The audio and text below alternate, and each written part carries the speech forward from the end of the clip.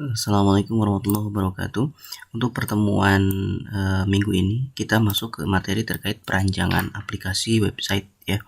Untuk perancangan aplikasi web sendiri memerlukan beberapa aktivitas teknis berupa menetapkan tampilan website, kemudian membuat rancangan estetika antarmuka, kemudian mendefinisikan struktur arsitektur aplikasi web secara keseluruhan, kemudian mengembangkan isi dan fungsional dari website itu sendiri, kemudian perencanaan navigasi. Nah, navigasi ini bisa kita asumsikan sebagai struktur menu dari website ya. Nanti apakah menunya berupa menu datar ataupun menu drop down. Artinya ada menu yang ketika diklik ada menu lagi, ada sub menu, itu drop down namanya, drop down ya. Kemudian selanjutnya untuk perancangan web sangat penting bagi desainer ya, desainer website tentunya. Di antaranya ada beberapa alasan. Membuat model yang dapat dinilai kualitasnya dan dapat diperbaiki sebelum isi dan kode dibentuk begitu. Kemudian juga pada intinya untuk perancangan web ini sendiri ya, tujuan utamanya adalah untuk membuat website yang user friendly ya, yang ramah untuk pengguna begitu, yang mudah digunakan, mudah diakses dan juga responsif ya. Dalam arti kata website itu responsif, mudah digunakan dan sangat itu fleksibel ketika digunakan di beberapa gadget dengan berbagai macam ukuran resolusi. Ada langkah-langkah web design, diantaranya ada perancangan isi ya, ada perancangan estetika. Estetika di sini dalam arti grafis, keindahannya seperti apa, tampilannya bagaimana jika dilihat dari sisi user ataupun front end gitu ya. Kemudian ada perancangan arsitektural. Kemudian selanjutnya ada perancangan antarmuka ya, tampilannya. Kemudian juga ada perancangan struktur navigasi atau menu, tadi sudah kita singgung sebelumnya. Kemudian ada perancangan komponen. Nah, ini adalah bentuk perancangan halaman atau desain halaman website, atau dalam istilah aplikasi itu mockupnya, antar mukanya, tata letaknya, dari mulai header bagian atas. Kemudian selanjutnya ada navigasi atau menu. Menu itu bisa diidentikan dengan link 1, link 2, link 3, link 4, link 5, link 6 dan seterusnya. Kemudian ada image slide, gambar berupa slide. Kemudian ada teks, kemudian ada gambar lagi. Dalam kotak yang tengah ini bisa kita asumsikan sebagai konten. Konten itu bisa berupa teks, bisa berupa gambar, bisa berupa video, ataupun berupa ketiga-tiganya gitu ya. Selanjutnya ada footer teks. Untuk sifat-sifat dari aplikasi website itu sendiri, pertama ada kepadatan jaringan. Kepadatan jaringan berarti berkaitan dengan jaringan luar ataupun internet. Kemudian ada keserempakan ya. Kemudian ada jumlah pengguna yang tidak dapat diprediksi ya, pasti yang namanya website di online kan, ataupun website itu sudah bisa diakses oleh internet, jumlah pengunjung per harinya itu akan semakin bertambah sesuai dengan informasi yang ada pada website tersebut begitu. Kemudian ada kinerja dari website sendiri. Website itu nanti akan memiliki kinerja, apakah kinerjanya cepat, lambat, ataukah sedang atau bagaimana gitu ya. Kemudian ada ketersediaan, ada digerakkan oleh data, betul ya. Nanti teman-teman akan menemui ketika digerakkan oleh data, teman-teman akan menemui yang namanya website statis, website dinamis gitu ya. Ketika misalnya website tersebut dinamis, artinya ada perubahan data, ada edit, hapus, tambah dan seterusnya, atau istilahnya CRUD, create, read, update, delete. Nanti akan ada yang namanya pergerakan data dari situ, data diubah, dihapus, ditambah. Kemudian selanjutnya adalah tadi digerakkan oleh data. Sifat yang selanjutnya adalah peka terhadap isi. Peka terhadap isi di sini bisa kita asumsikan adalah website tersebut dapat diakses dengan website tersebut sangat peka dengan gadget yang mengakses halaman website tersebut. Artinya website tersebut dapat menyesuaikan resolusi dari perangkat yang digunakan untuk mengakses website yang bersangkutan, mulai dari resolusi 5 inci, 7 inci, 14 dan seterusnya. Ada evolusi berkesinambungan. Evolusi berkesinambungan jelas ya. Website itu kenapa dikatakan evolusi berkesinambungan? Karena jenis-jenis website itu sendiri semakin kesini semakin berkembang dan tingkat keamanan pun lebih diutamakan. Dari mulai website dengan versi PHP natif ya. Kemudian juga nanti selanjutnya ada pengembangan lagi berbasis Bootstrap. Kemudian ada lagi Bootstrap berbasis framework, entah itu framework CodeIgniter, framework CI ya, CodeIgniter itu CI, ataupun framework Laravel dan seterusnya gitu ya. Berkesinambungan di sini jelas ya, mau itu dalam sisi security-nya, sekuritasnya, teknik pemrogramannya, maksudnya bahasa bahasa pembuatan untuk website itu apakah prosedural ataupun OOP, Object Oriented Program gitu ya, ataupun evolusi dari sisi fungsi dan fitur dari website itu sendiri sesuai dengan kondisi di lapangan. Misalnya aplikasi penerimaan siswa baru. Nah, ke depan misalnya aplikasi tersebut akan dilengkapi dengan sistem QR code misalnya, ataupun dilengkapi dengan sistem pesan WhatsApp otomatis misalnya dari sistem, ataupun dilengkapi dengan sensor dan seterusnya gitu ya. Kalau berkaitan dengan kalau disinkronisasikan dengan alat misalnya. Kemudian ada kesegeraan ya, atau real time. Kemudian ada keamanan di sini ada security atau sekuritasnya. Biasanya security itu lebih ke keamanan dari website tersebut agar terhindar dari beberapa serangan dari pihak luar, dari hacker ataupun dari cracker ya, ataupun orang-orang yang memang ingin menghancurkan dan merusak website kita ataupun mengambil data dari website kita ya.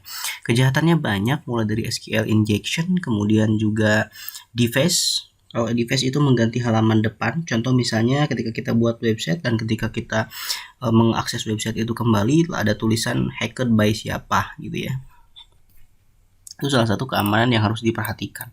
Kemudian estetika ini lebih ke tampilan, keindahan ya, estetis. Tampilannya menarik tidak, sesuai dengan apa yang diinginkan tidak gitu ya. Bisa lebih ke tampilan kalau estetis.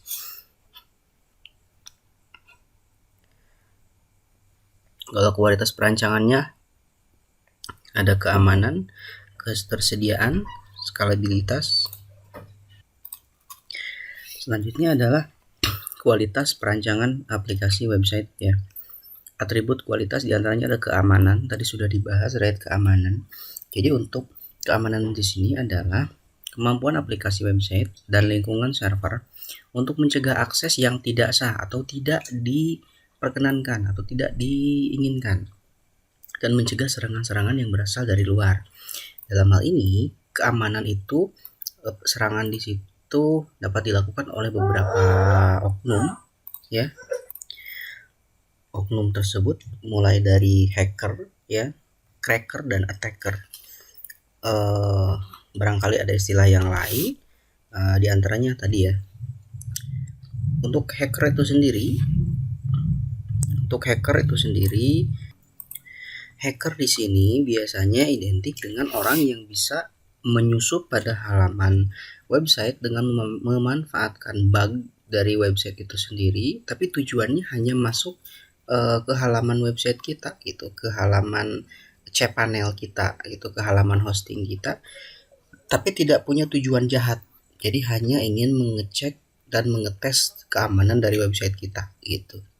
Kalau toh memang ada kekurangan ataupun ada bug ataupun ada masalah pada website kita, biasanya langsung dilaporkan kepada pihak yang bersangkutan. Sementara cracker adalah orang di luar sistem kita yang masuk ke dalam website kita melalui celah bug dari website kita dengan tujuan untuk mencuri data, menghancurkan website kita gitu ya. Biasanya yang dilakukan diantaranya apa? SQL injection ya, atau memasukkan kode-kode tertentu pada halaman login biasanya, atau ataupun deface. Deface di situ artinya dia tidak hanya menyusup tapi mengganti halaman indeks ataupun halaman utama ke dalam bentuk yang tidak seharusnya. Misalnya diganti dengan gambar yang lain begitu. Lebih parah lagi kalau misalnya mengandung unsur-unsur yang berbau pornografi seperti itu. Kemudian ada lagi satu lagi tahapannya, ada yang namanya attacker. Kalau attacker itu lebih condong tujuannya memang merusak, dan tujuan utamanya bukan hanya website, bukan hanya database, tetapi server. Biasanya yang dilakukan diantaranya adalah salah satu yang dilakukan itu DDoS atau DDoS attack, dengan tujuan untuk melemahkan server sehingga server dari sistem kita menjadi menjadi down, ataupun website kita sama sekali tidak bisa diakses karena servernya down begitu. Kemudian ada ketersediaan, tadi sudah dibahas, ada skalabilitas. Ya, skalabilitas di sini adalah mengakomodasi kebutuhan terhadap jumlah end user ataupun pengguna yang semakin bertambah. End user di sini bisa juga diartikan sebagai member, visitor, ataupun yang berkaitan dengan user begitu. Kemudian ada atau misalnya diasumsikan sebagai pengguna terakhir gitu ya.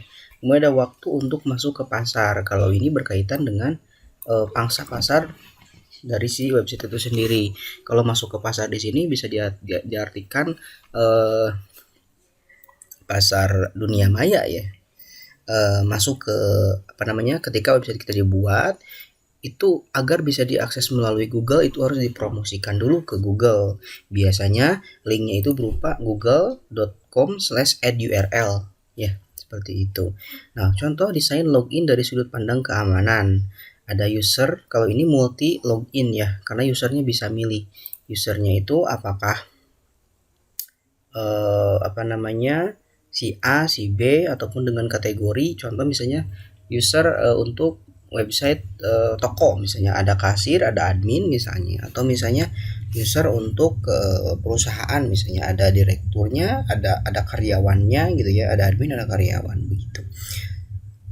Ada kualitas aplikasi website, nah di ada kemudahan penggunaan, ada fungsionalitas, ada keandalan juga sama. Sistem memberikan umpan balik ataupun feedback. Nah, umpan balik atau feedback biasanya berupa validasi ataupun message box dari website. Contoh misalnya gini, ketika teman-teman login dan ternyata yang dimasukkan username dan password yang dimasukkan itu salah, maka secara otomatis sistem akan memberikan sebuah feedback ataupun notifikasi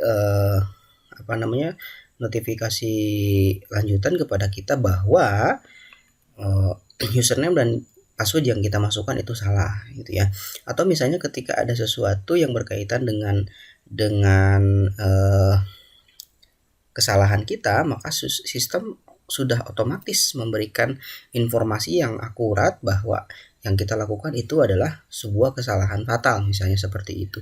Dan biasanya website ataupun aplikasi yang paling bagus adalah aplikasi yang sebisa mungkin memaksimalkan fungsi validasi ataupun message box untuk memberikan informasi yang akurat kepada user, karena perlu kita ketahui user yang menggunakan aplikasi kita itu tidak semua programmer. Yang paling banyak diantaranya ya orang-orang awam yang tidak paham tentang seluk-beluk dunia program seperti itu. Kemudian ada efisiensi dan kemudahan pemeliharaan ataupun maintenance. Selanjutnya ada sasaran perancangan web yang baik. Ada kesederhanaan, simplicity, ya, fungsi-fungsi mudah digunakan dan mudah dipahami. Biasanya ini bersifat user friendly. Artinya ada website yang ketika dibuka itu siapapun yang mengakses, tidak hanya programmer, itu sangat-sangat mudah dipelajari. Itu kesederhanaan di sini artinya mudah dipelajari, mudah dipahami, mudah dijalankan begitu, tidak menyulitkan user. Kemudian ada konsistensi. Konsistensi di sini instruksi perancangan isi dibuat secara konsisten. Konsisten di sini ya teguh pendirian ya, kalau bahasa Islaminya itu istiqomah gitu kan ya.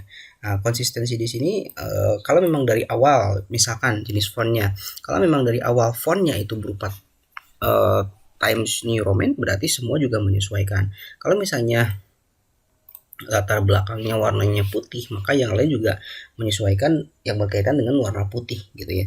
Ataupun konsistensi dari sisi konten, dari sisi isi data isi websitenya, tulisannya, warnanya gitu ya. Ataupun fitur yang lainnya gitu. Ada identitas, ada identity, ada ketangguhan ya, pasti kaitannya dengan keamanan juga. Ada kemudahan melakukan navigasi dalam aplikasi. Nah, ini ada beberapa, kalau navigasi berkaitan dengan menu ya, dirancang sedemikian rupa sehingga tampilan intuitif dan hasilnya dapat dengan mudah diramalkan. Artinya diramalkan itu diperkirakan ya. Jadi misalnya kadang ada ketika kita mau akses website, kita kebingungan mencari menu. Ari menu ini itu di mana, sebelah mana. Nah, sebisa mungkin buatlah sebuah website yang menunya itu tidak membingungkan user gitu ya. Dan struktur navigasi ataupun struktur menunya juga menyesuaikan. Mau itu bersifat datar ya, menu datar, artinya tidak ada drop down, ataupun menu drop down yang ketika diklik menu itu langsung muncul sub menu yang lain. Ya, ada lagi daya tarik visual, kemudian ada kompatibilitas. Kemudian, nah ini adalah contoh desain website ataupun tampilan antarmuka dari halaman website. Ya, contoh misalnya teman-teman bikin website, halaman indeksnya seperti ini. Dari mulai header ya, header di situ bagian kepalanya ya, bagian atasnya biasanya di sini berupa logo, kemudian nama dari perusahaannya ya, dan seterusnya. Kemudian ada struktur navigasi. Nah, ini struktur navigasi ini bentuknya struktur navigasi datar ya. Artinya tidak ada drop down di situ. Ada home, ada product, sign in, registration, confirmation, kemudian how to order, dan about us. Ya, seperti ini. Nah, ini ada konten di sini ya. Yang kotak ini konten. Ya, confirmation, payment ini konten yang tengah. Kemudian informasi. Nah, informasi di sini juga bisa diasumsikan sebagai sidebarnya.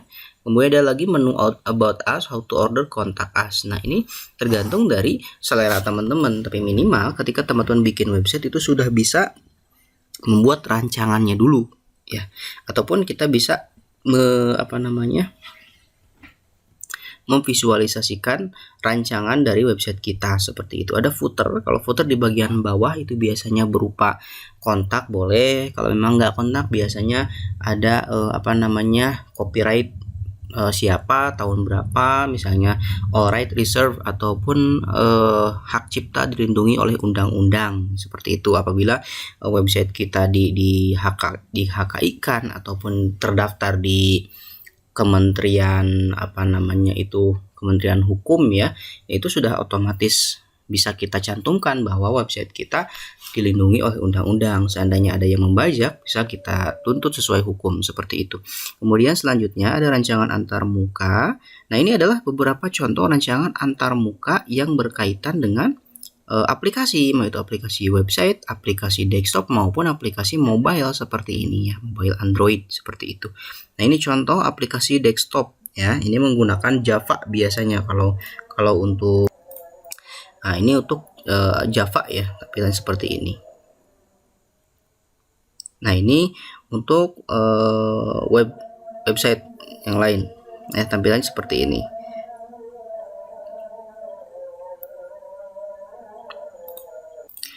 Kemudian selanjutnya ada arsitektur isi, ada struktur linear,